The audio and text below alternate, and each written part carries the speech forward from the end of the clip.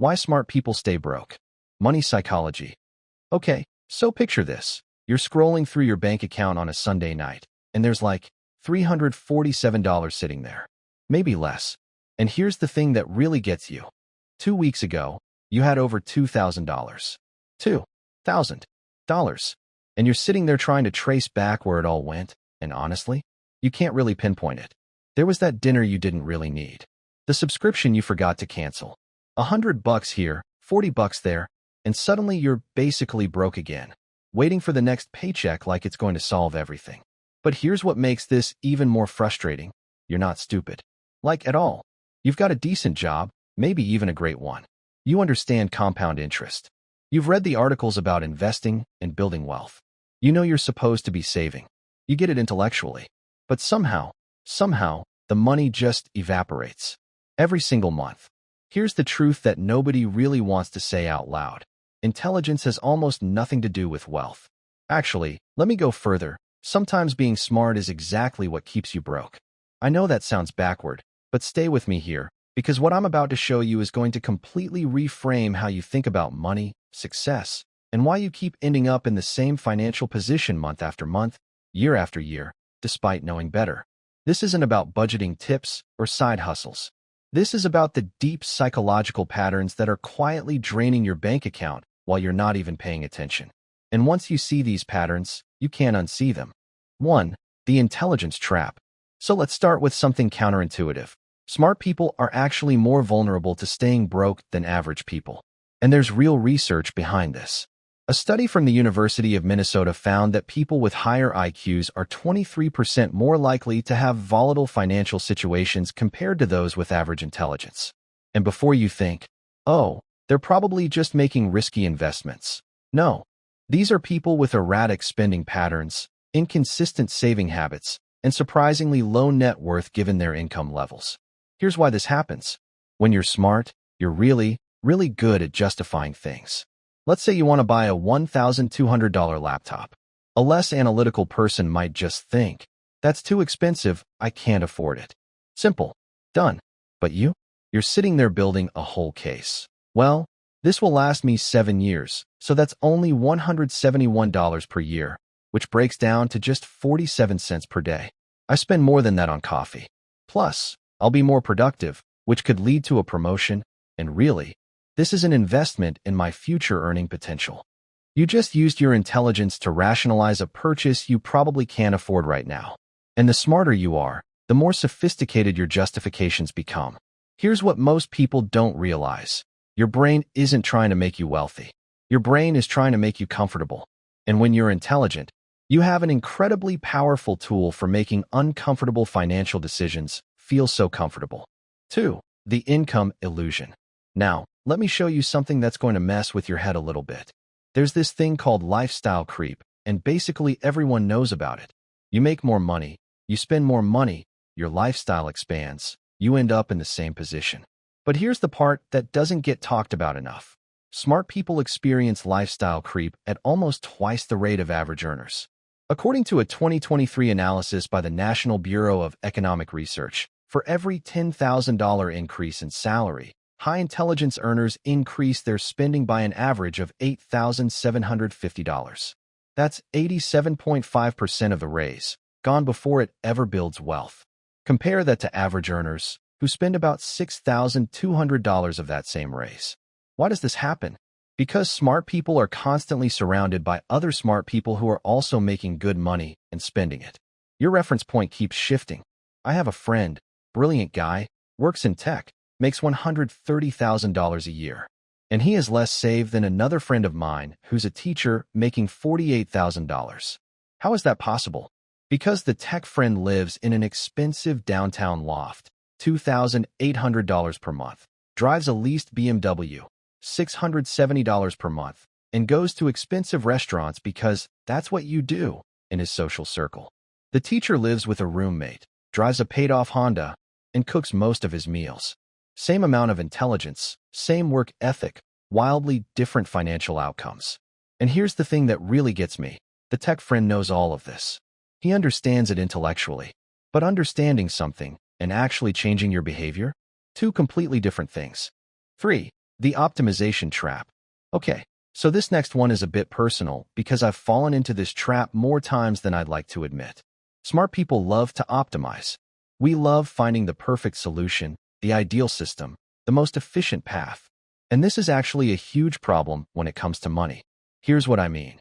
Instead of just opening a savings account and automatically transferring $200 every month, a smart person will spend 8 hours researching the best high-yield savings account, comparing interest rates, reading reviews, looking into investment apps, and then getting overwhelmed and doing nothing.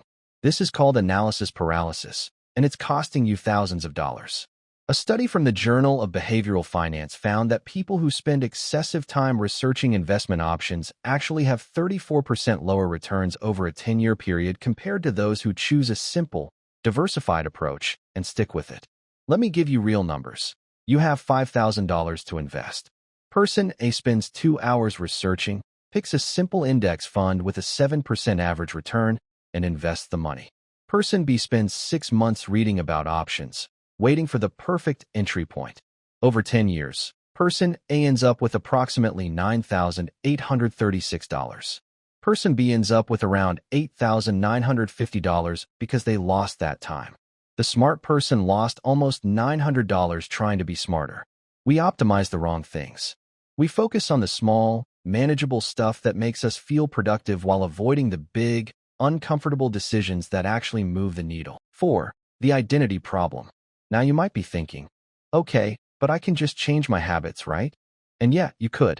But here's where it gets really interesting and kind of uncomfortable.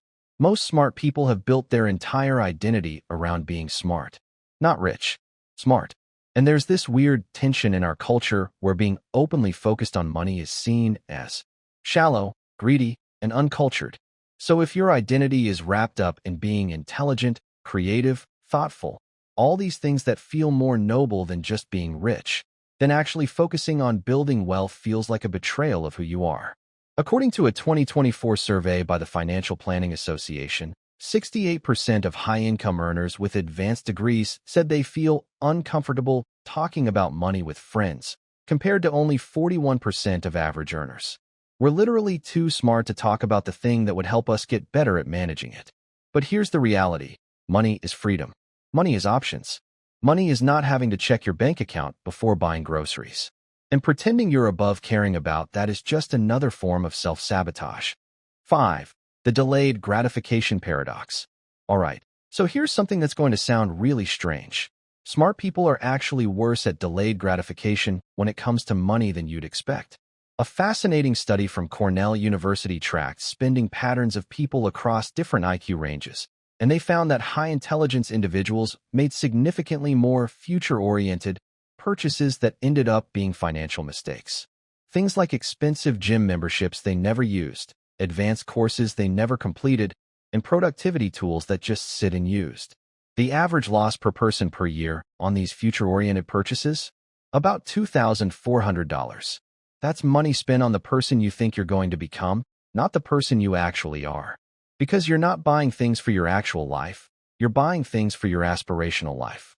And the gap between those two is where your money disappears. 6. The comparison trap 2.0. Let's talk about social comparison through social media. And before you roll your eyes, hold on, because the effect on smart people is particularly insidious. Smart people follow other smart people.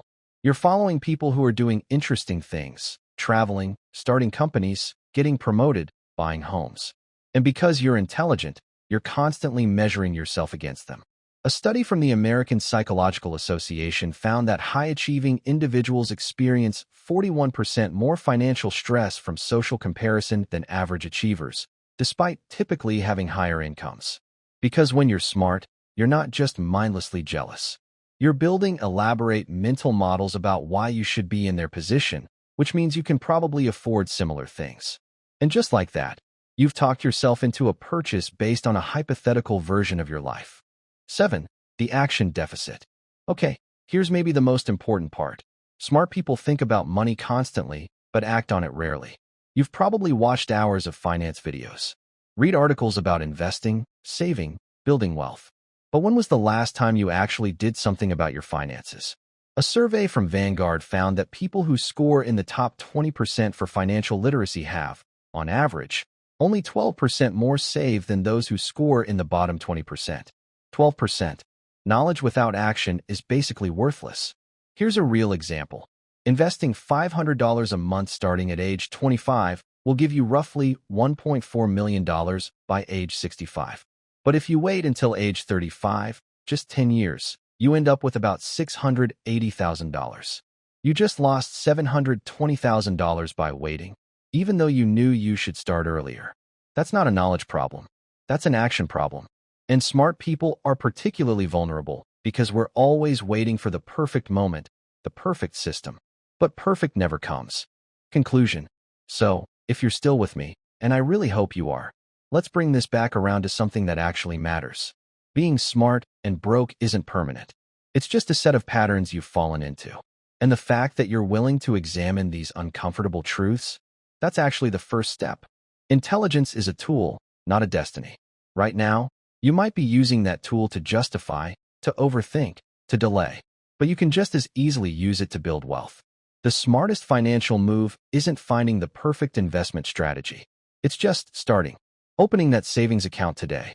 Setting up automatic transfers. Having that uncomfortable salary conversation. Action beats optimization every single time. You don't have to be perfect. You just have to be honest with yourself about whether you're using your intelligence to build wealth or to justify staying in the same position. Because you deserve financial security. You deserve to not feel anxious every time you check your bank account. And being smart doesn't have to conflict with being financially stable. So maybe, just maybe, it's time to stop thinking and start doing. Pick one thing. Set up that automatic transfer. Open that investment account. Cancel that subscription you never use. Do one thing today that your future self will thank you for. Because you're smart enough to stay broke, yeah, but you're also smart enough to change. The question is, which one are you going to choose? Thanks for watching. Please subscribe, like, and share. Check out our channel for more contents like this.